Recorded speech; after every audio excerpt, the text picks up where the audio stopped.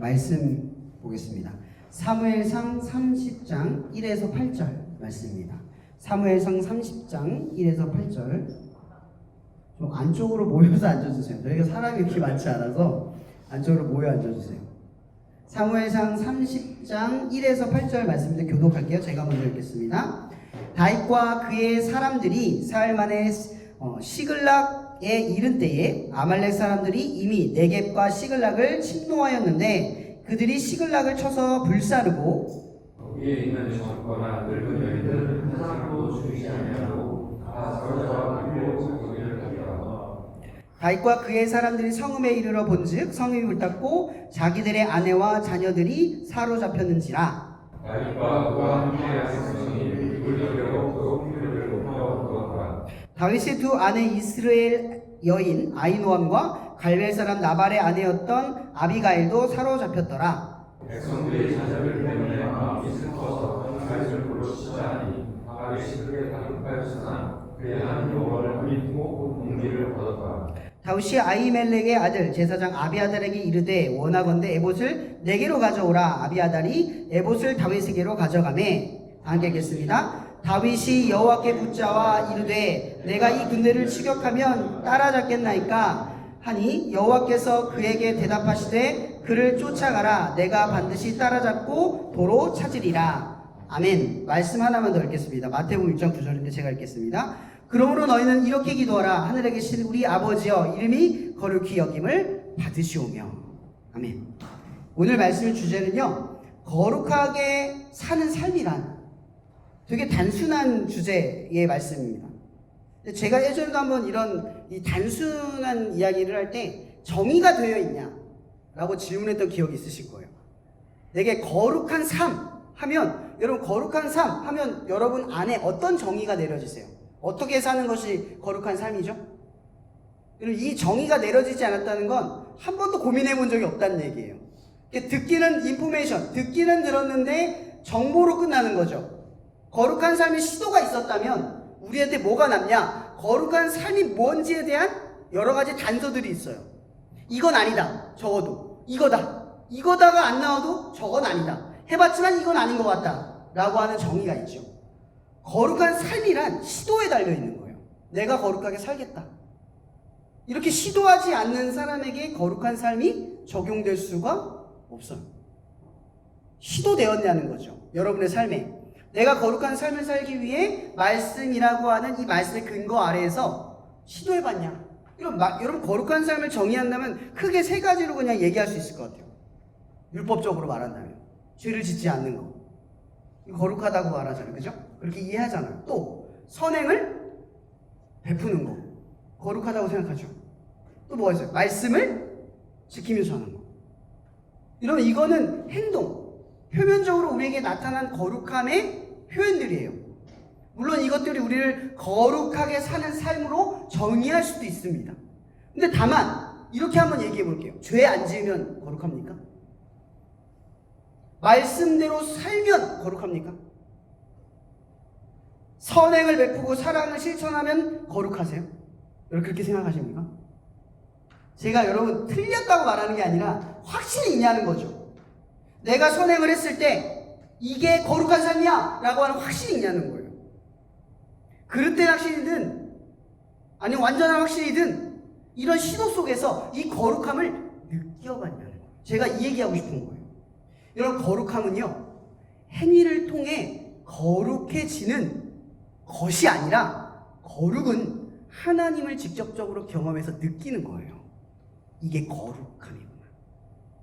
여러분 거룩은 히브리어로 말하면 구별되다, 깨끗하다 이런 뜻이에요.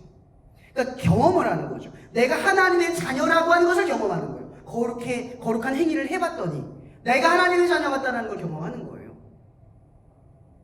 단지 선행을 했는데 선행해서 나 거룩해졌어 이런 의미가 아니라 내가 선행을 했는데 하나님의 사랑을 느꼈고 나 하나님의 자녀였구나 라는 걸 느끼고 경험한다는 거죠.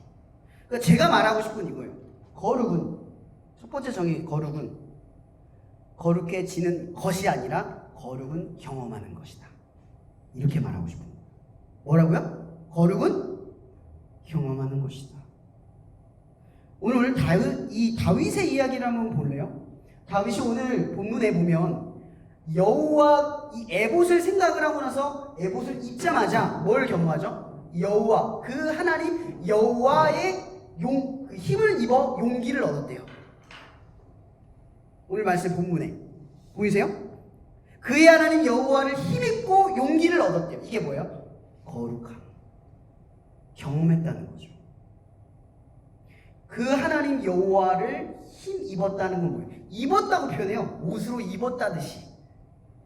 이게 뭐예요? 더 찌어졌다는 거잖아요. 내가 거룩해진 게 아니라 그분이 내게 입혀짐으로써 내가 거룩해졌다는 거죠. 우리 스스로가 거룩해지는 게 아니라 그분이 내게 입혀짐으로써 경험되어졌다는 거죠.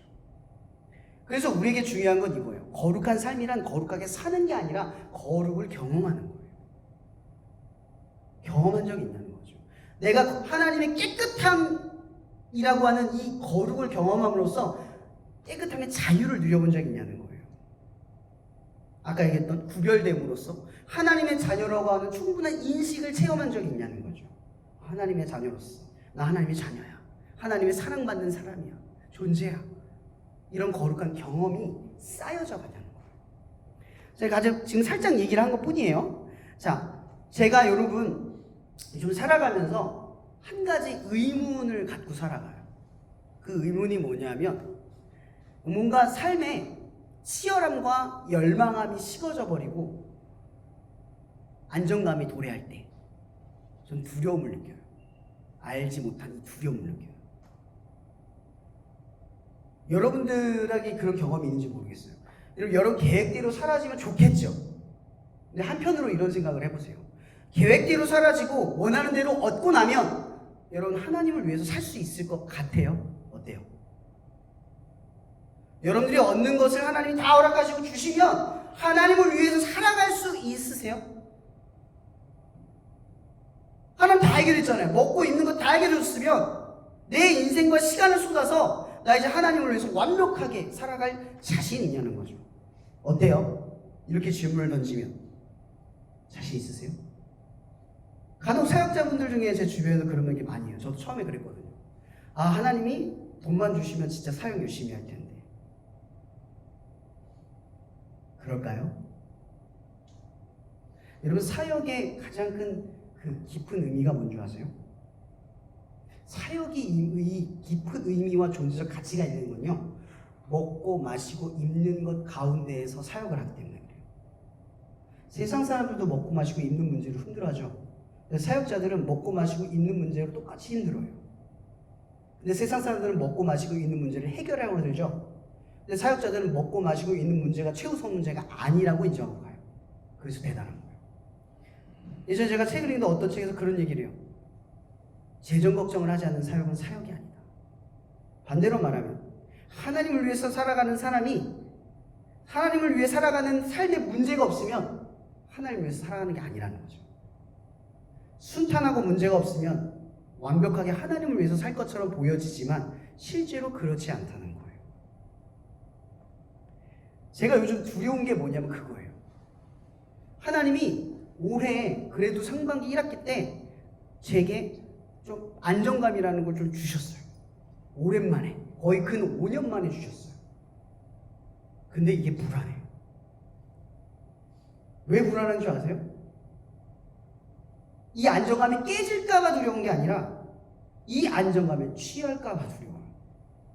이건 내 삶이 아니에요. 하나님의 나라를 열망해서 살아가는 건요, 늘 하나님을 향한 목적이 흔들려서는 안 돼요. 제가 아까 얘기했죠. 뭐가 두렵냐면 이런 거예요. 안정감에 취해지니까 어떤 현상이 벌어져요? 여러분 시간 많으면 어떤 일이 벌어져요? 시간이 없을 때 그 시간을 쪼개서 원하는 걸 하죠. 근데 시간이 많으면 내일 모레 계속 미루죠.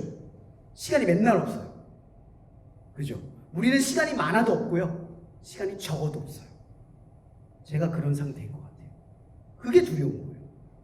안정감에 취하니까 그전에는 그 바쁜 시간을 쪼개서 다 했던 일들을 지금은 시간이 많고 넘쳐도 그걸 못하는 내 모습을 요즘 발견하기 시작했기 때문에 이게 두려운 거예요. 이런 예수님께서도 우리에게 마태복음 25장 23절에 뭐라고 말해요? 그러므로 깨어 준비하라. 이런 그리스도인들이 깨어나는 일은 굉장히 시급한 일이에요. 늘 깨어 있으려고 노력해야 돼 우리는. 근데 우리가 깨어 있기 가장 힘든 시간이 언제예요? 정신없이 휘몰아칠 때 깨어 있죠. 삶이 평온하고 문제없고 풍요로울 때 자요. 쉽게 잠든다고. 하나님의 뜻과 멀어진다는 거죠. 그럼 제가 이런 말을 하는 이유는 바로 이것 때문에 그래요. 오늘 다윗의 이야기를 한번 보면 무슨 얘기냐면 이 시글락성은 사실은 유대 땅이 아니에요. 어디 땅이죠? 블레셋 땅이에요. 블레셋. 블레셋은 그 당시에 사울과 블레셋은 계속 싸웠던 적국이에요. 가장 적대국이었어요. 가장 적대국.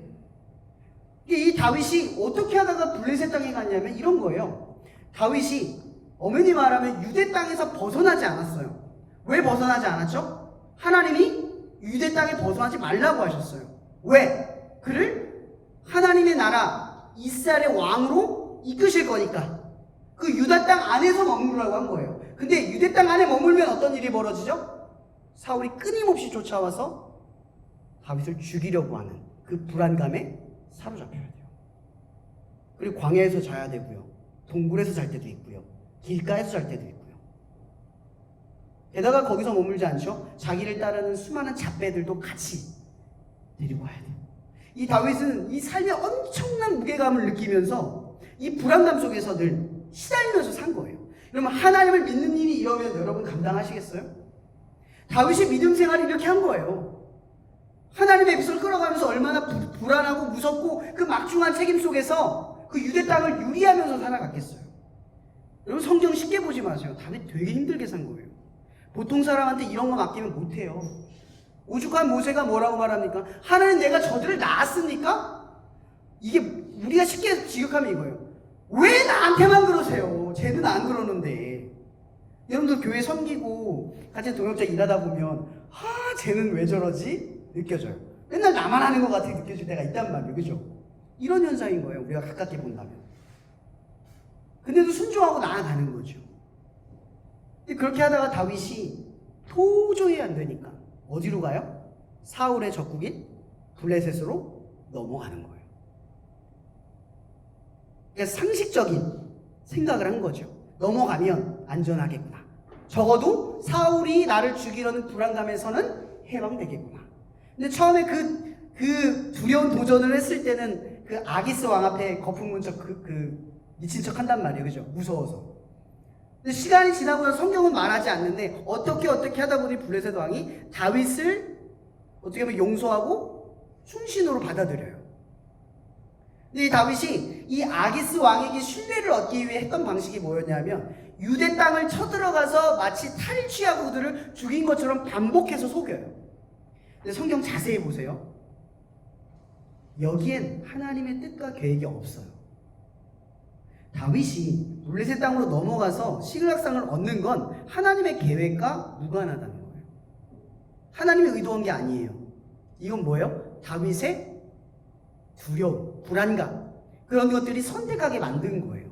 근데 어쨌든 이 다윗이 아기스 왕에게 신뢰를 얻고 시글락성을 얻게 돼요.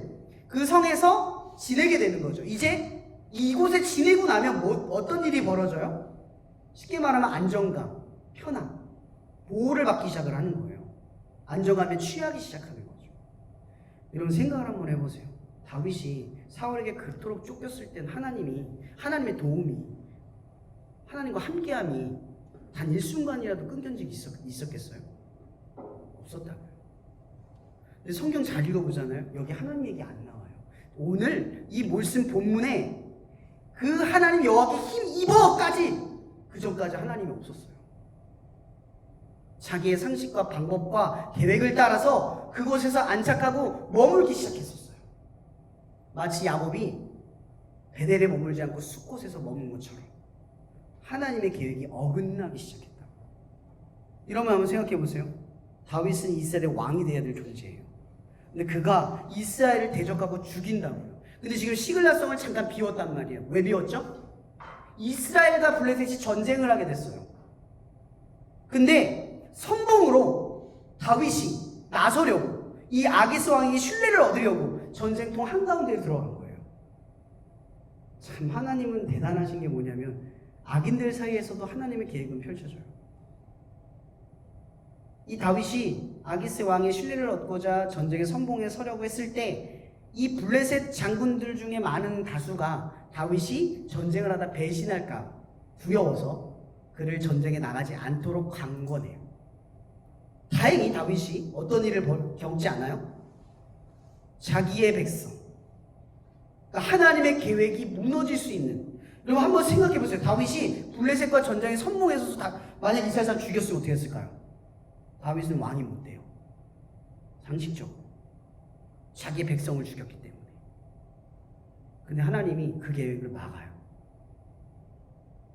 근데 다윗이요, 성경에 보면 자세히 읽어보면요, 굉장히 아쉬워하고 통회하는 마음으로 가요. 계획대로 안 된 거죠. 근데 자기의 계획은 꺾였는데 그게 하나님의 계획인 거예요. 근데 돌아갔는데 어떤 일이 벌어지냐? 시글락성의 아말렉 사람들이 들어와서 그곳에 있는 모든 물건을 약탈하고 거기에 있는 자녀들과 여자들, 아내를 다 끌고 가버려요. 지금 그런 일이 벌어진 거예요.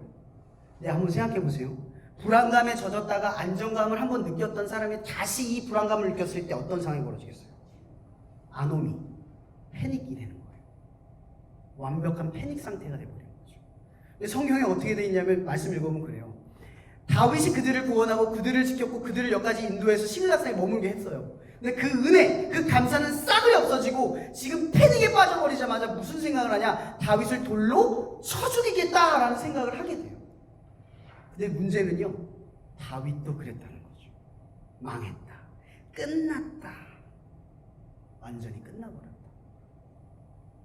다윗이 정신을 못 차리고 있었던 거예요. 여기서 제가 얘기하고 싶은 게 있어요. 그럼 제가 믿음 생활이 모태신앙을 했지만 믿음이 있기 전과 믿음이 없을 때가 있었어요. 있기 전과 있고 난 후가 있어요. 제가 묵상을 한번 해봤어요. 말씀을 준비하면서. 뭐에 대해 묵상을 했냐? 비포. 내가 고난을 겪을 때, 믿음이 없을 때 고난을 겪은 시기. 애프터. 내가 믿음을 갖고 고난을 대했던 시기. 이걸 구분해봤어요. 생각을 해봤어요. 여러분, 저는 제가 저번에 한번 얘기했지만 제 사춘기 시절은 정말 암울했어요. 하루하루를 사는 게 거의 고통스러웠어요. 눈만 뜨면 다음날 죽기만을 바랬고, 지나가는 차가 있으면 나를 쳐 죽이기를 바랬어요. 사는 게 너무나 의미가 없고 목적도 없고 절망스러웠어요. 너무나 가난했어요. 기초수급 대상자였고. 부모는 그때 당시에 제 교수님들 아실 거예요. 저희 때는 이혼이 흔치 않았어요. 이혼을 하면 엄마 없는 애 바로 왕따 당해요. 다 엄마가 있으니까. 저희 시기 때는 이혼이 거의 없었단 말이에요. 지금 많은 거지만. 가난한데 어머니도 없고 아버지도 장애인이야. 먹고 사는 게 아주 형편없었어요. 라면 살 돈도 없어요. 그때 라면 돈 주면 살 수 있었거든요. 저희 집은 라면 살 돈도 없었어요. 학교 가면 돈 못 내서 맞아요. 근데 왜 맞는 줄 아세요? 부모가 없잖아요. 그냥 불량 학생이라고 생각하는 거예요. 전 잘못도 안 했는데 맨날 맞았어요. 돈이 없어서 못 냈는데 돈을 꽁치는 애들이랑 똑같은 취급을 맨날 받았어요. 억울하단 말도 못했어요. 왜? 누가 대신해서 나에게 그런 방법을 가르쳐주고 그게 부당하다고 말해준 적이 없어요. 그렇게 계속 살았는데 저 20살까지 버텼거든요. 그래서 20살까지 버텼는데 힘이 좀 생기는 거예요. 아, 바로 취직하고 일하면서 학교 다녀야지 했는데 취직을 했는데 아이고 사기를 당했네요. 1년 만에 2,500만 원이라는 빚이 생겼어요. 그걸 알자마자 저희 아버지도 2,500만 원 빚을 또 사기당한 거예요. 그러니까 아버지와 저는 동시에 5천만 원이라는 돈을 사기당하고 졸지에 하나뿐인 임대집을 빼앗기고 말았어요. 저 군대 갈 때 휴가 나왔는데요. 집이 없어서 친구 집에 눈치밥 먹으면서 있다가 들어갔어요. 정말 사는 게 왜 사는지를 몰랐어요. 하루하루 사는 게 너무 억울하고 분통하고 이해가 되지 않았어요. 차라리 죽지. 왜 살지? 없었으면 좋겠다고 생각했어요. 그러던 중에 제가 군대를 가기 전에 사실 제가 자살을 시도한 적이 있어요. 손에 팔을 걷거나 이러지 않았어요. 전 좀 남자다워서, 이게 남자다운 표현인지 모르겠지만 그냥 섰어요. 저희 집이 5층이었는데 집이 팔려버렸어요. 이제 집에 나가면 갈 게 없으니까 사는 게 너무 싫은 거예요. 남들은, 내 주변 애들은 차도 있고 등록금 걱정 없이 학교 다니는데 나는 지금 그런 상황이 아닌 거예요. 가뜩이나 집도 가난한데 마이너스 2,500으로 시작했는데 신용 불량자가 돼버렸어요. 취업도 안 돼. 이게 뭐야? 너무 억울하고 화통이 나는 거예요. 그래서 5층 그 창가에 앉아가지고 밑을 내다보고 죽으려고, 정말 뛰어내려고 고민을 하고 있었어요. 뛰어내기 직전. 여러분, 저 교회를 안 다녔거든요. 근데 모태신앙이었거든요. 근데 하나님이 저한테 무슨 말씀을 하셨냐면, 저도 지금 이게 신기한 게 뭐냐면 저한테 이러시는 거예요. 세연아, 힘들지? 근데 뛰어내리면 더 힘들지 몰라 라고 말씀하셨어요. 그게 아마 저는 자살하면 지옥 간다 이런 말을 하고 싶은 게 아니에요. 하나님은 내가 그런 선택 속에서 지옥이라고 하는 곳에 가지 않기를 바라셨던 것 같아요. 인생이 그렇게 힘들었는데 그 인생의 힘듦 속에서 그곳을 가지 않기를 바라셨던 것 같아요. 그 간절함이 나를 뒤로 당겨서 내려왔어요. 내려왔는데 저도 무심코 무슨 고백을 했냐면, 하나님, 저는 이미 뛰어내린 것과 같습니다. 하나님이 살리셨으니 하나님 마음대로 갖다 쓰세요. 실수한 거죠. 어쨌든 그런 말을 한 덕분에 제가 목사의 길을 가는 게 아니라, 여러분, 저는 사실 목사의 길에, 내 인생이 목사의 길에 있다 생각하지 않아요. 제가 더 분명하게 말하는 건, 저는 그리스도인을 사는 게 제 목적이에요. 내 역할과 상관없이 저는 그리스도인이 되고 싶어요. 하나님께 드린 인생이 되고 싶다는 거죠. 역할 때문에 살아가는, 목사이기 때문에 목사로 살아가는 인생이 아니라 그리스도인이기 때문에 그리스도인으로 사는 삶이 되고 싶어요. 그게 제 꿈이에요. 그때 그런 일이 겪고 나서 저는 변화되기 시작했어요. 여러분, 그 전에 제 고난은 뭐였죠? 아무런 의미가 없어요. 억울함, 원망, 불평, 살고 싶지 않은 절망, 그것들 투성이었어요. 여러분, 제가 믿음이 없이 고난을 겪었을 땐 그 고난에는 아무런 목적과 의미와 용기가 없었어요. 내 삶의 존재성이 없었어요. 근데 믿고 난 뒤에 어떤 일이 벌어졌냐? 그게 기적이죠. 여러분, 예수를 믿고 난 뒤에, 여러분, 저는 상황이 바뀐 적이 없어요. 믿고 났더니 뭐 신용불량자에서 갑자기 신용이 회복, 없어요. 이런 집이 없는데 집이 생겼다, 없어요. 아무것도 없었어요. 저 예수 믿기로 결정한 뒤에, 저 처음에 공장 식당에서 일했거든요. 제가 얘기 드릴까요? 알바 힘들다고 하는 사람 저 밑에서 힘들다고 그러면 안 돼요. 제가요, 알바를 어떻게 했냐면 한 달에 12시간씩 이틀 쉬고요, 월급을 80만 원 받았어요. 어때요? 저 외국인 외노자 취급 받았어요.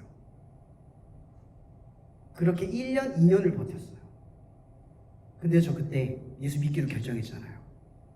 그래서 저는 신용불량자라는 나의 존재성을 본 게 아니라 하나님을 믿기로 결정하는 것부터 시작했어요. 그래서 저는 80만 원 받는데 거기에 11조를 냈어요. 거기에 저축을 하고 거기에 저 추리링으로 2년을 살았어요. 옷 하나도 안 사고. 그렇게 버텼어요. 근데 믿음을 지켰어요. 믿음을 지키기 위해 나아갔어요. 여러분, 상황은 하나도 바뀌지 않았어요. 믿음을 갖고 있다고, 내가 믿기로 살기로 했다고 상황이 나아지지 않았어요. 2년 동안.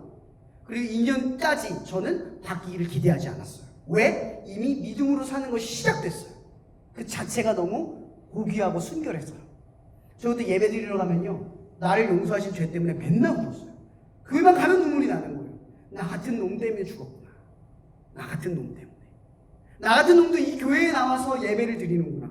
너무나 감격스러워서, 그 자체가 너무 감사해서 내 삶이 보이지 않아요. 내 여건이 보이지 않아요. 신용불량자인 내가 안 보이고 하나님 믿는 내 자신만 보이는 거예요. 그렇게 믿음으로 가는 거예요. 이게 저는 오늘 하나님의 말씀 보는 것 같아요. 다윗이 그 하나님 여호와로 힘이, 그럼 하나님만 보이면 힘이 나는 거예요. 이런 믿음이 없을 때 생기는 고난은 아무런 목적도 계획도 없고 원망투성인 것들이에요. 근데 하나님을 믿고 난 뒤에 고난은 뭐죠? 하나님의 계획이에요. 여러분, 믿으면 이게 달라져요. 믿기 전에는 삶에 생겨난 모든 것들이 부당하고 원망스럽고 이해되지 않았고 심지어 절망스럽고 살기 싫었어요. 살아서 뭐 하나 싶었어요. 근데 믿고 난 뒤에 생겨난 고난들은 다 하나님의 무한한 계획 같았고 하나님의 무한한 뜻 같았고 하나님이 나를 책임져 주시는 것 같았다라는 거죠. 여러분, 제가 이 믿었기 때문에 변화된 것들에 대해서 얘기하지 않는 이유가 있어요. 여러분, 저 사실 신용불량자 1, 2년 만에 극복하고 다 갚았어요. 말도 안 되는 적립펀드, 그 당시 적립펀드 갑자기 이율이 200% 올라가는 바람에 한 달에 50만 원씩 저축했던 게 1200만 원이 돼서 갚았어요. 하나님이 하신 거예요. 저는 한 게 없어요. 여러분, 이걸 지금 제가 일부러 결과를 처음에 안 얘기한 이유가 뭐냐면 믿으면 이런 결과가 나온다라고 말하고 싶지 않아서예요. 믿어도 결과는 바뀌지 않아요. 상황은 안 바뀌어요. 근데 상황이 안 보이고 하나님이 보이기 시작한다는 거죠. 이게 다른 문제인 거예요. 여러분, 오늘 다윗의 이야기를 가만히 보면 우리가 생각을 해봐요. 여러분, 고난은 비와 같다라는 말이 있어요. 여러분, 비가 내리면 우산이 없을 때 비가 내려요. 우산 심지어 있을 때도 비 안 맞는 사람 있어요?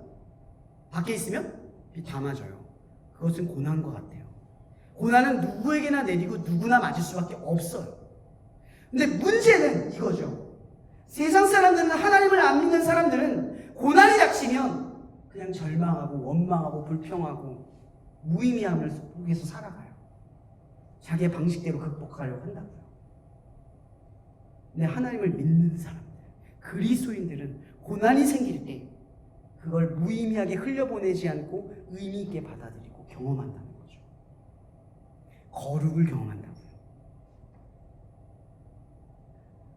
오늘 교수님과 큐티를 나누면서 그런 얘기를 했던 기억이 나요.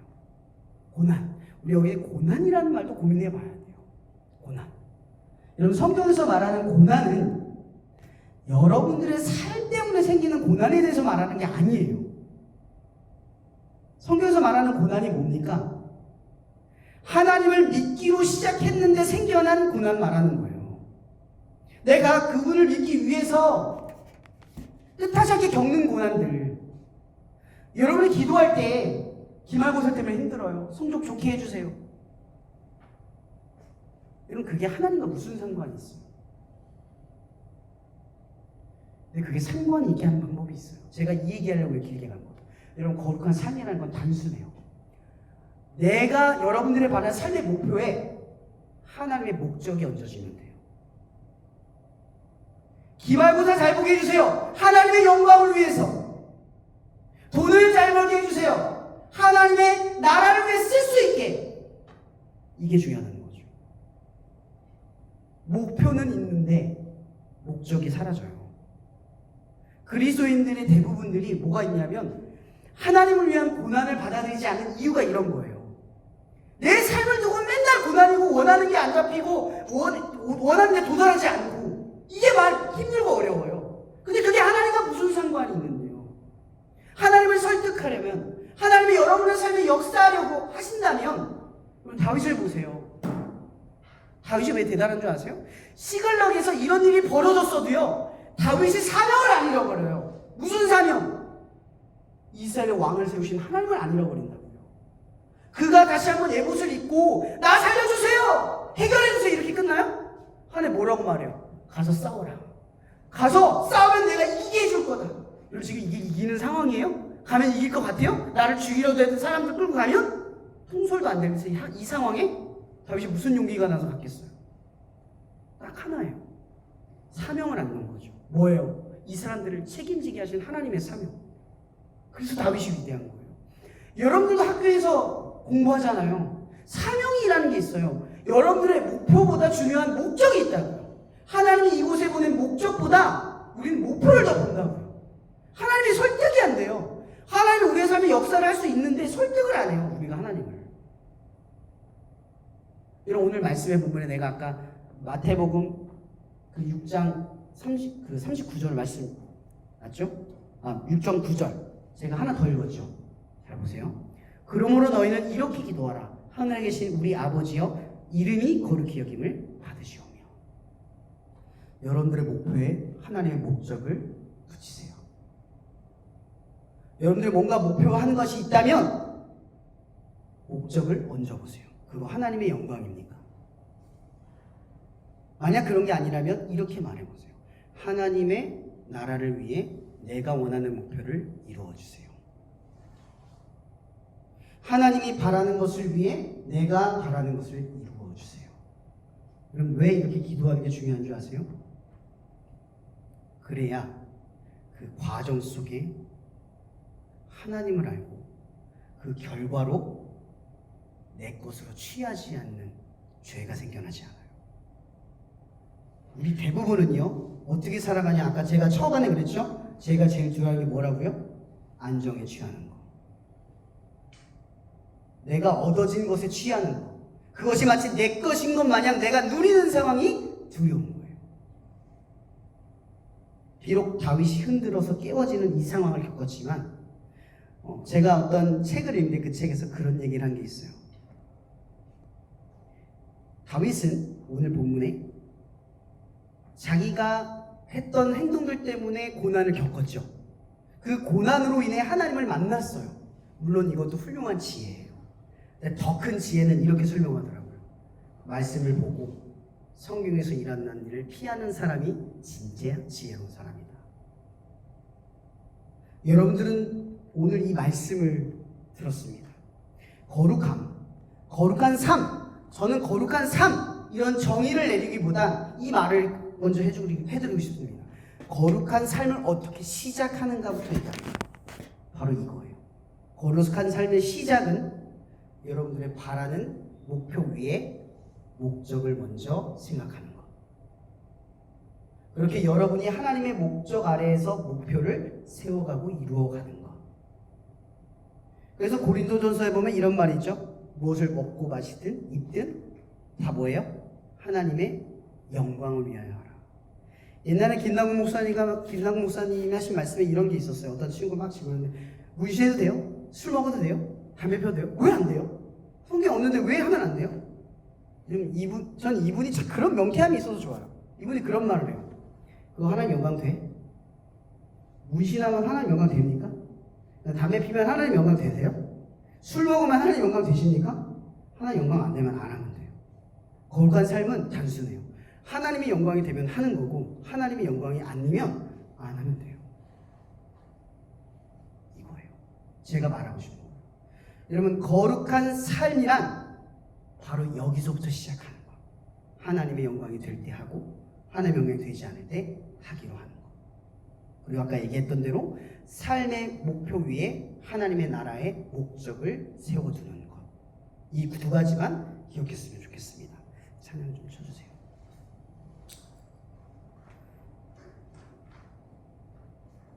네, 오늘 이 말씀을 가지고 간단하게 기도했으면 좋겠습니다. 한 가지만 더 기도했으면 좋겠는데 여러분 지금 이제 기말고사를 준비하고 있고 또 한 학기를 마무리하고 있어요.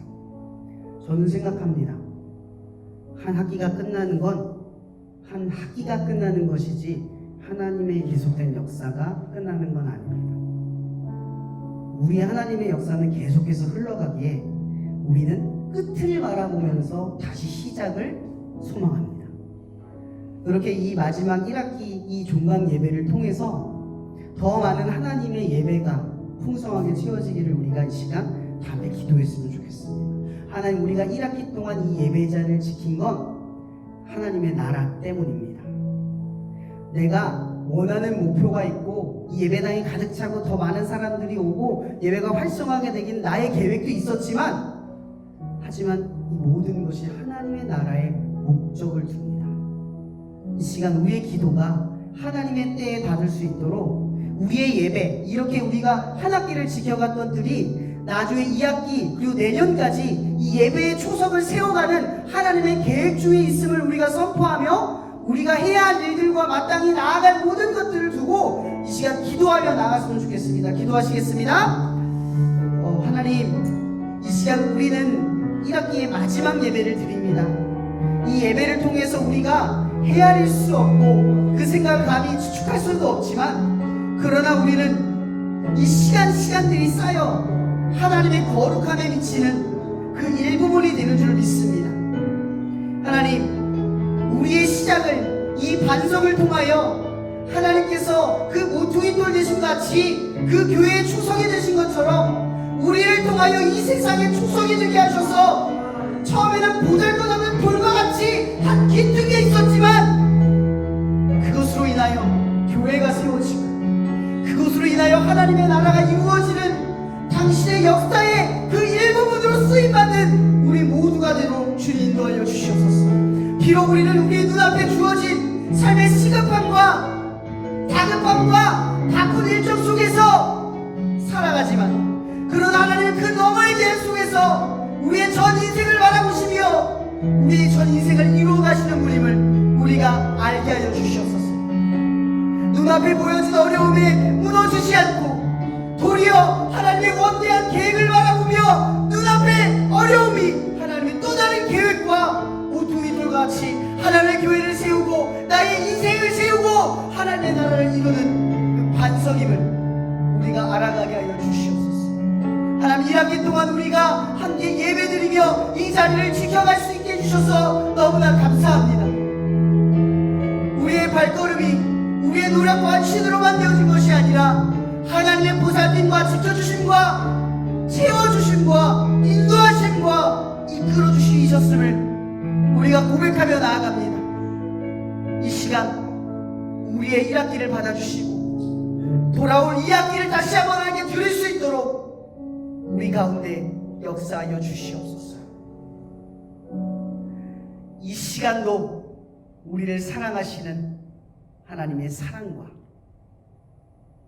그 사랑을 우리 안에 일깨워 주시는 그리스도의 십자가의 은혜와 이 모든 것들이 눈앞에 보이는 절망 속에서도 예수 그리스도의 죽음 뒤에 있는 부활을 바라보도록 우리를 인도하셔서 영원한 소망을 꿈꾸게 하실 성령님의 교통 역사하심이 당신의 나라를 바라며 삶을 소망하는 모든 이들에게 함께 하시기를 예수 그리스도 이름으로 축원하며 기도합나이다.